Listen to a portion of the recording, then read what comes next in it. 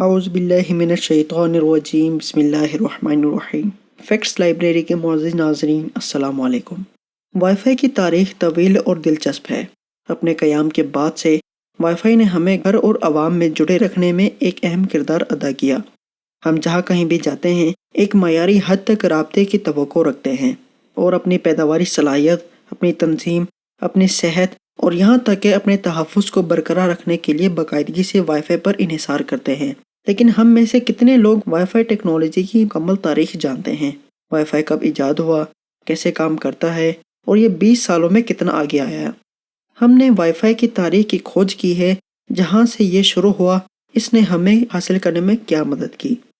Wi fi کی کارکردگی بدستور بہتر ہوتی جا رہی ہے اور یہ آج کل استعمال ہونے والی سب سے زیادہ وائرلیس کمیونیکیشن ٹیکنالوجیز میں سے ایک ہے۔ یہ انسٹال کرنا آسان، استعمال میں آسان اور اقتصادی بھی ہے، جو لیپ ٹاپ سے لے کر اسمارٹ فون جیسی ہر چیز تک آسان انٹرنیٹ رسائی فراہم کرتی ہے۔ بنیادی سطح پر وائی فائی وائرلیس ٹرانسمیشن اور ریڈیو سگنل کا استعمال کرتے ہوئے کسی ڈیوائس پر براڈ بینڈ انٹرنیٹ حاصل کرنے کا ایک طریقہ ہے۔ ایک بار جب ٹرانسمیٹر انٹرنیٹ سے ڈیٹا وصول کرتا ہے تو وہ ڈیٹا ایک ریڈیو سگنل میں بدل دیتا ہے، جسے وائی فائی سے چلنے والی آلات کے ذریعے موصول اور پڑھا جا سکتا ہے۔ اس کے بعد ٹرانسمیٹر میں ڈیوائس کے درمیان معلومات کا تبادلہ ہوتا ہے۔ وک ہیز کو اکثر وائی فائی کا باپ کہا جاتا ہے۔ اس نے اس طرح کا کام 1974 میں شروع کیا۔ اس نے NCR کارپوریشن میں شمولیت اختیار کی، جو اب سیمی کنڈکٹر اجزاء بنانے والی کمپنی کا حصہ ہے۔ US فیڈرل کمیونیکیشن نے 1985 میں ISM بینڈ کو بغیر لائسنس کے استعمال کے لیے جاری کیا۔ یہ فریکوینسی بینڈ وہی ہے جو مائکرو ویو اوون جیسے آلات میں استعمال ہوتا ہے۔ 1991 میں AT&T کارپوریشن کے ساتھ NCR کارپوریشن نے 802.11 کا پیشی خیمہ ایجاد کیا، جس کا مقصد کیشیئر سسٹمز میں استعمال کرنا تھا۔ پہلی وائرلیس مصنوعات ویو لان کے نام سے تھی۔ وائی فائی ایجاد کرنے کا سہرا انہی کے نام جاتا ہے۔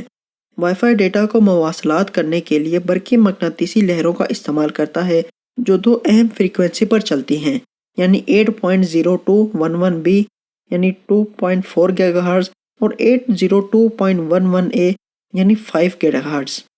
کئی سالوں میں 2.4 گیگا ہرٹز وائی فائی صارفین کے لیے ایک مقبول انتخاب تھا، کیونکہ یہ زیادہ تر مین اسٹریم ڈیوائسز کے لیے استعمال کے ساتھ کام کرتا تھا۔ 2003 میں پہلے کے وائی فائی ورژنز کی تیز رفتاری اور فاصلے کی کوریج نے مل کر 802.11G کو معیاری بنایا۔ پہلے سے کہیں زیادہ طاقتور اور مزید کوریج کے ساتھ راؤٹرز بھی بہتر ہوئے۔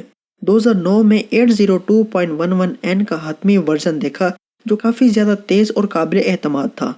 2.4 گیگا ہرٹز کی توسیع حد کا مطلب یہ ہے کہ آلات کی بڑھتی ہوئی تعداد ایک ہی فریکوینسی استعمال کر رہی ہے، جس کی وجہ سے یہ زیادہ سپیڈ سست ہو رہی تھی، جس کے نتیجے میں 5 گیگا ہرٹز زیادہ پرکشش آپشن بن گیا۔ بیک وقت ڈوئل بینڈ راؤٹر کے استعمال کے اس مسئلے کو حل کرنے کے لیے ڈوئل بینڈ راؤٹرز بنائے گئے۔ ان راؤٹر کے دو قسم کے وائرلیس ریڈیو تھے، جو بیک وقت 2.4 گیگا ہرٹز اور 5 گیگا ہرٹز دونوں فریکوینسی کے کنیکشن کو سپورٹ کر سکتے ہیں۔ ڈوئل بینڈ راؤٹر کی رینج میں موجود آلات خود بخود تیز رفتاری سے موجودہ فریکوینسی کو ڈیٹیکٹ کر کے آسانی سے کنیکٹ ہو جاتے تھے۔ 2012 کے بعد 802.11AC کا مقصد 5 گیگا ہرٹز رینج کو بہتر بنانا تھا۔ اس میں وائی فائی 801.11N کی رفتار سے 4 گنا زیادہ چوڑائی اور زیادہ انٹینا کو سپورٹ کرنے کی صلاحیت تھی، یعنی ڈیٹا زیادہ تیزی سے بھیجا جا سکتا تھا۔ 2012 میں بیم فارمنگ تصور کی پیدائش بھی دیکھی گئی۔ 802.11 کا سب سے پہلا ورژن 1997 میں جاری کیا گیا، جس کی سپیڈ 2 MB تھی، اور پھر بعد میں 1999 میں وائی فائی راؤٹر کو اپڈیٹ کر کے اسپیڈ کو بڑھا کر 11 MB کر دیا گیا، جس کی وجہ سے عوام میں بہت مقبول ہوا۔ آج کے جدید دور میں سال 2020 میں وائی فائی 6 نے 9.6 Gbps کی تیز ترین رفتار کے ساتھ ٹیکنالوجیز کے درمیان تیز تر کنیکٹیویٹی اور لنک اپ کے عظیم وعدے کو فروغ دیا۔ وائی فائی 6 کے راؤٹر ایک ہی وقت میں زیادہ ڈیوائسز کے ساتھ بات چیت کرنے کی صلاحیت رکھتے ہیں اور راؤٹر کو ایک ہی براڈ کاسٹ میں متعدد ڈیوائسز پر ڈیٹا بھیج سکتے ہیں۔ یہ واضح ہے کہ وائی فائی اب ایک طرفہ سڑک نہیں، یہ ہماری ذاتی اور پیشہ ورانہ روزمرہ کا ایک لازمی حصہ بن گیا ہے اور ہماری کارکردگی ہماری کمیونیکیشن کو مسلسل بہتر بنا رہا ہے، اور یہ ٹیکنالوجی کی صنعت کو مسلسل حدوں کو آگے بڑھانے کی ترغیب دیتا ہے۔ لیکن وائی فائی صرف ای میل چیک کرنے یا سوشل میڈیا فیڈز کو براؤز کرنے کے لیے یا آن لائن ہونے سے کہیں زیادہ ہے۔ اس نے کنزیومر الیکٹرانکس اور کمپیوٹنگ ڈیوائسز کی ایک بڑی تعداد کو باہم مربوط ہونے میں معلومات کا تبادلہ کرنے کے قابل بنایا، ایک ایسا رجحان جسے انٹرنیٹ آف تھنگز کے نام سے جانا جاتا ہے۔ مجموعی طور پر وائی فائی کی صلاحیتیں لامتناہی ہیں، اور جس طرح سے چیزیں چل رہی ہیں ہم یہ دیکھنے کے لیے ناقابل یقین حد تک پرجوش ہیں کہ مستقبل کیا ہے۔